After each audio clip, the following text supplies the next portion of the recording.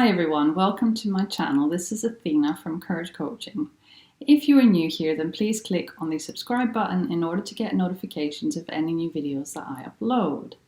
In today's video, I wanted to talk about parental alienation, which is something that exists, but unfortunately there is little research on this. So let's talk about parental alienation. What does it mean? In particular, I wanted to talk about narcissistic parental alienation, and this refers to the psychological manipulation of a child by an alienating parent, and this is usually the narcissistic parent.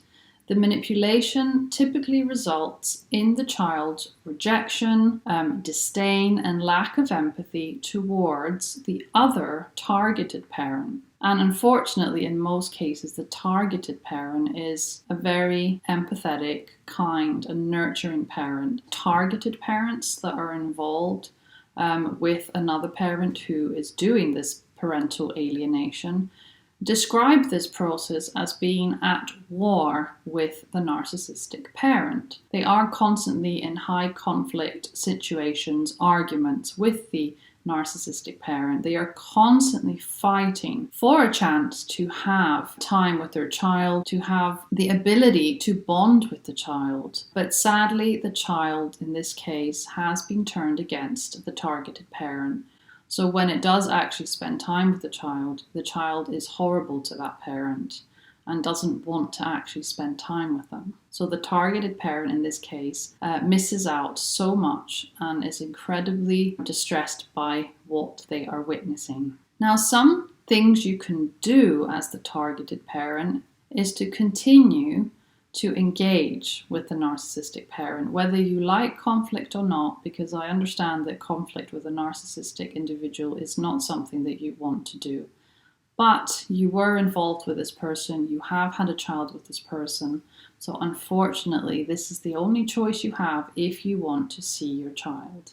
The problem is that you don't have a typical situation on your hands when you're dealing with a narcissistic parent.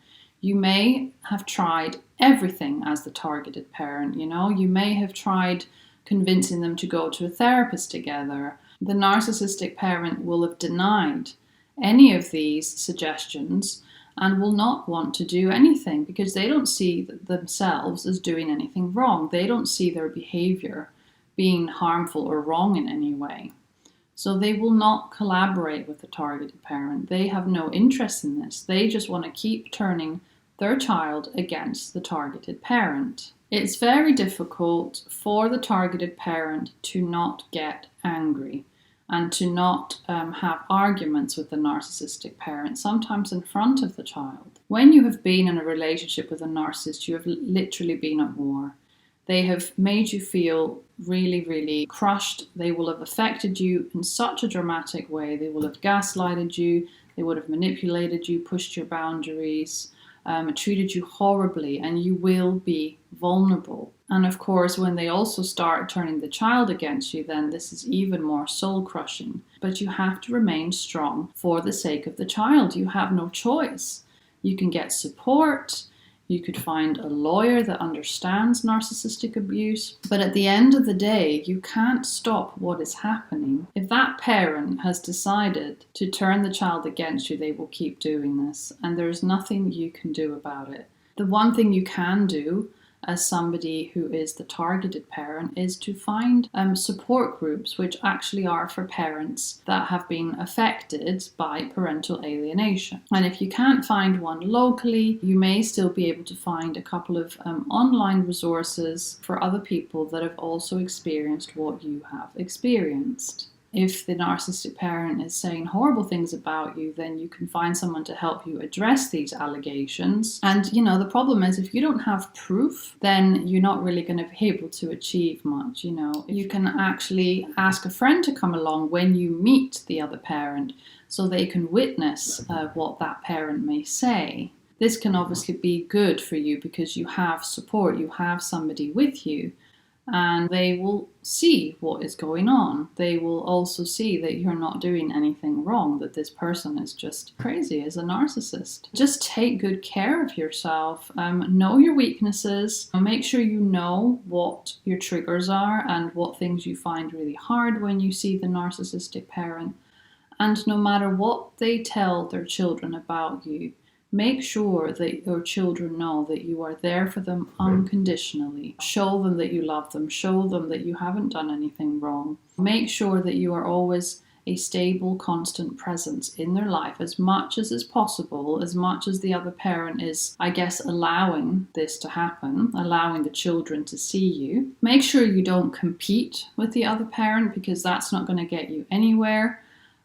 Just try and think of all the good things that you can still offer your child. The good things that you can give your child are empathy, validation, unconditional love, good role modeling, attunement, stability, kindness, and of course, an abuse-free environment. If you are lucky, then your child will be able to see through the narcissistic parent's manipulations and actually realize that they feel good when they are around you. You know, a child can sense when things are wrong and when things are good. So if you are stable and if you provide that unconditional love and security, the child will feel it. And maybe when it grows up, maybe when it's in its teens, it may feel more comfortable spending time with you.